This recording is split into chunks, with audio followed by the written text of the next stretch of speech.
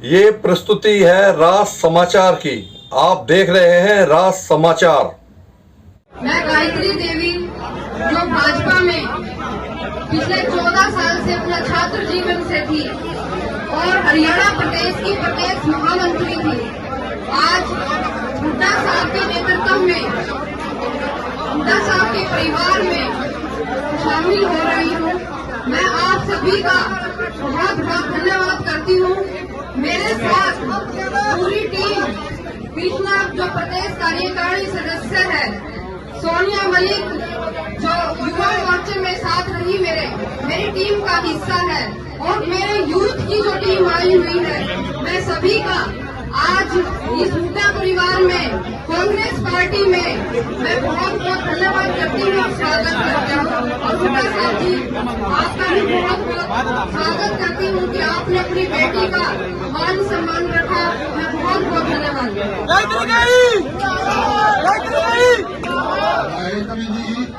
इनके सभी साथी जो आपका हिस्सा है कांग्रेस में शामिल हुए हैं, मैं इनका स्वागत करता हूँ।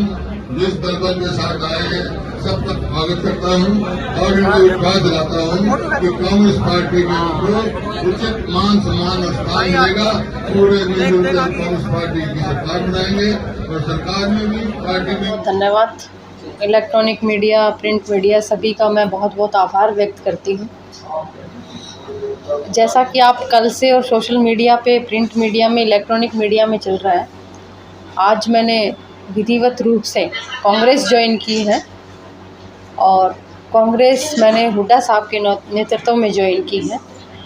तो मैं सबसे पहले तो आप सभी का आभार व्यक्त करती हूँ कि मेरे कांग्रेस ज्वाइन करने पर आज आप ये प्रेस वार्ता मैंने बुलाई है।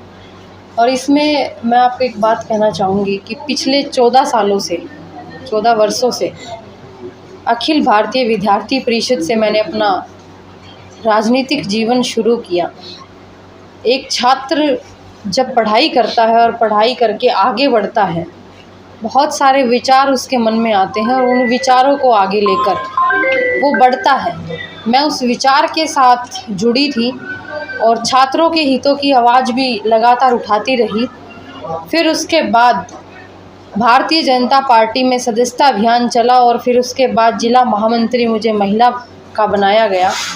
उसके बाद मैं अपने हिसार ज़िले की जिला अध्यक्ष रही और फिर मैंने अपने मोदी जी ने जो अभियान शुरू किया था, बेटी बचाओ बेटी पढ़ाओ अभियान, कन्या शक्ति क्रांति, उसमें मैं 7 जिलों की प्रभारी रही।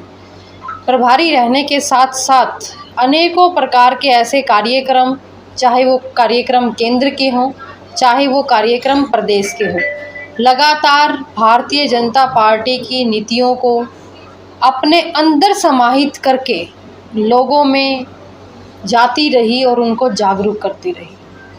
पूरी निष्ठा और ईमानदारी से 14 वर्षों का ये जो सफ़र मैंने भारतीय जनता पार्टी में तय किया, उसके बाद मुझे प्रदेश उपाध्यक्ष युवा मोर्चा बनाया गया। मैं मेन भाजपा में जिला मंत्री भी रही, 10 साल से ग्रीवेंसी कमेटी की मेंबर भी। उसके बाद मुझे हरियाणा प्रदेश में महिलाओं का नेतृत्व में मुझे प्रदेश महामंत्री बनाया गया, भारतीय जनता पार्टी महिला का। और आप सभी जानते हैं, मेरे हांसी हलके की जनता भी जानती है कि बखूबी से भारतीय जनता पार्टी को जिस तरह से हमारे, मैं कहूँगी स्तंभ जो भारतीय जनता पार्टी के कहे जाते हैं, रामविलास शर्मा जी, जिन्होंने पार्टी को सींचा, उसके बाद जिस तरह से परिस्थितियाँ बनी और टिकट वितरण जिस तरह से हुआ, और टिकट वितरण के 2 मिनट के बाद 3 मिनट में, आधे घंटे के बाद 250 इस्तीफ़ों की जो भरमार लगी और हज़ारों में जो संख्या चली गई कि मेन पदाधिकारी, विधायक, पूर्व विधायक छोड़कर चले गए।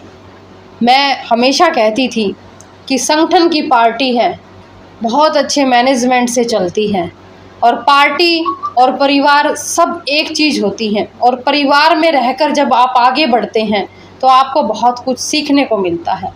लेकिन बहुत अनदेखी कार्यकर्ताओं की जा रही है। ऐसे निष्ठावान और ईमानदार कार्यकर्ता जो पार्टी के साथ जुड़कर हमेशा दिन रात अपने खून पसीने से पार्टी को सींचते हैं और आगे बढ़ाते हैं, 10 साल सत्ता में रहे, उसके बावजूद भी ऐसे व्यक्तियों को टिकट दे दी जाती है जहां जिनका आप किसी भी बच्चे से, बड़े से, बुजुर्ग से पूछेंगे तो क्या रुतबा है, क्या छवि है, आप भली भांति परिचित हैं। ये चीज़ अलग नहीं है किसी भी चीज़ को देखते हुए। लेकिन मैं एक बात कहना चाहती हूँ, ये हांसी हल्के की जनता देख रही है कि उनकी इस बेटी ने, बहन ने कितना काम भारतीय जनता पार्टी में पूरी ईमानदारी से करते हुए उनके बीच में गई, उनके सुख दुख में शामिल होने का कार्य किया और आगे भी अपना ये कार्य करती रहूँगी। जिस तरह से किसानों की बात आई कि किसान बैठे हैं, महिलाओं की बात आई, महिला पहलवानों के साथ जो बेइज्जती जिनकी की गई, लेकिन उसके बावजूद भी हमने अपने संगठन में ये बात, अपनी सरकार में ये बात उठाने की, क्योंकि हम भारतीय जनता पार्टी की, मैं पदाधिकारी थी उस समय, मैंने पूरी कोशिश की।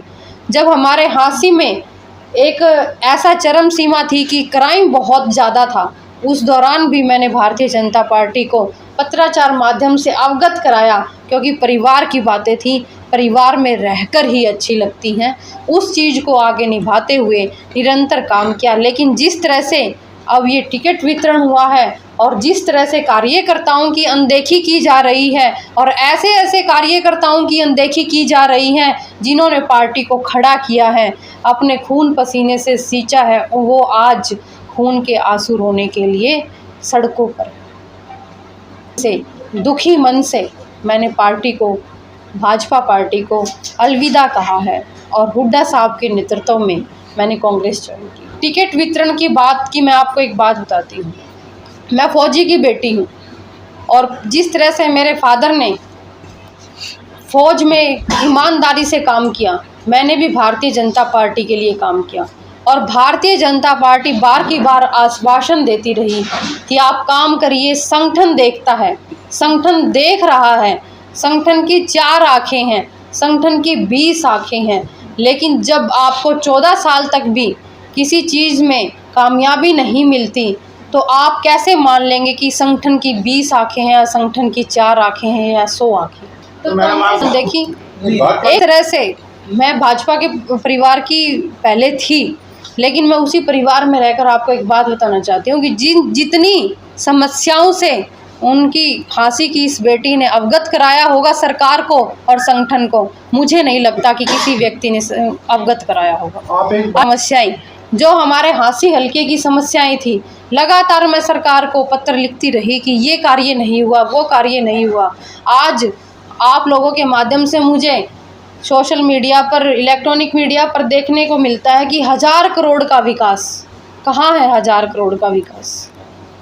मैं आपको एक बात कहना चाहती हूँ कि ये जो जनता है ये बहुत समझदार है, ये जानती है और जानते हुए इनको पता है कि किस व्यक्ति की छवि क्या है और दूसरे व्यक्ति की छवि क्या है।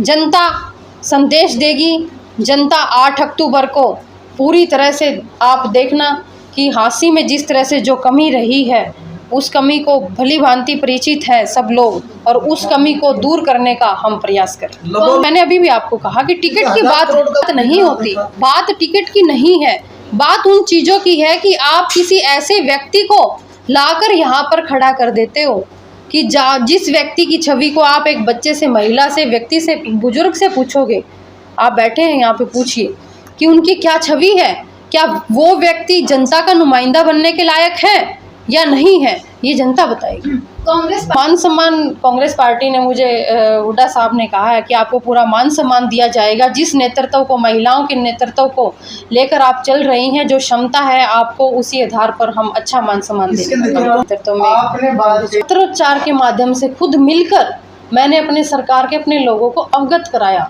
क्योंकि मैं एक परिवार से बंधी हुई हूँ और मुझे लगता है कि परिवार की बातें अगर परिवार में ही रहें तो वो ज़्यादा अच्छी रहती हैं।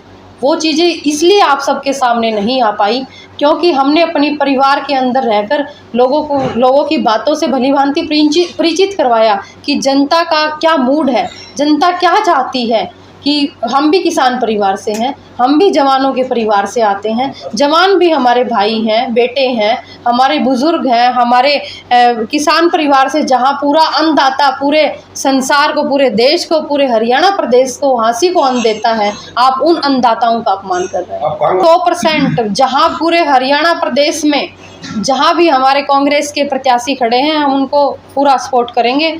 अगर वो 100% काम करते हैं तो उनकी ये बहन, उनकी ये बेटी 1000% उनके लिए काम करती है, को ही हम उनके साथ मन से। टेक्निकल ज़माना है, किसी भी चीज़ को बहुत अच्छे से तोड़ मरोड़ कर दिखाया जा सकता है। और जो जिस चीज़ पे, जिस विषय पे आप लोग आ रहे हैं, मैं आपको एक बात बताना चाहती हूँ कि आज जब प्रेस कॉन्फ्रेंस हुई और मैंने जब हुड्डा साहब के साथ अपनी कांग्रेस ज्वाइन की, तो प्रेस कॉन्फ्रेंस के दौरान हुड्डा साहब ने कहा था कि आरक्षण बिल्कुल ख़त्म नहीं होगा। आरक्षण जो है वो भी संविधान के अनुसार, ये तो बीजेपी भला ख़त्म करना चाहती थी, कांग्रेस तो इसको और आगे बढ़ाना चाहती थी। ये चीज़ें माध्यम से मुझे देखने पार के नारे में जिस तरह से बीजेपी ने कहा कि 75 पार के नारे में भी 40 आई, 400 पार के नारे में भी आप देख सकते हैं कहाँ अटके हुए हैं। उसके बावजूद मतलब आप ये चीज़ लगा के चलिए कि हर चीज़ को एक तरह से मैनेज करना और मैनेजमेंट करने वाली पार्टी ने किस तरह से तोड़ मरोड़ के लोगों के बीच में प्रस्तुत किया। मैं एक बात कहना चाहती हूँ कि जहाँ आप जिस परिवार में रहते हो और जिस परिवार को छोड़कर आप आते हो, कभी भी किसी की, मैं कांग्रेस पार्टी के लिए काम करने के लिए आई हूँ, मैं किसी की निंदा करने के लिए यहाँ पर नहीं आई। मैं कांग्रेस पार्टी को मजबूत करने के लिए आई हूँ और उनको मजबूत करने का काम मंच पे किसी को आज़ादी दिलवाई बीजेपी की निंदा नहीं होता है। और आप एक लेवल तक किसी चीज़ को देखते हैं और सुनते हैं, लेकिन उस लेवल से आगे बढ़कर आप आगे चलते हैं और आगे चलकर आप उन चीज़ों को मतलब सुलझाने का, समझाने का प्रयास करते हैं। मैंने भी सरकार को समझाने का प्रयास किया, लोगों को समझाने का प्रयास किया, लेकिन उसके बावजूद भी उनको ये चीज़ समझ में नहीं आई। और हाँसी में, और कई जगह और भी ऐसी हैं जहाँ ऐसे व्यक्तियों के हाथों में टिकट दे दी जाती है जहाँ जिनकी कोई ना छवि है ना को साथ ज्वाइन करवाया है। कम से कम आज के दिन तो हमारे ऐसे 100 लोग ऐसे थे जो पदाधिकारी थे, पूर्व पदाधिकारी। बीजेपी ये मुद्दा नहीं है, मुद्दा ये है कि किस तरह से कार्यकर्ताओं की अनदेखी की जाती है, उस चीज़ को कितने लंबे ढंग से कैसे हम प्रस्तुत करते हैं, वो चीज़ एक अलग बात है।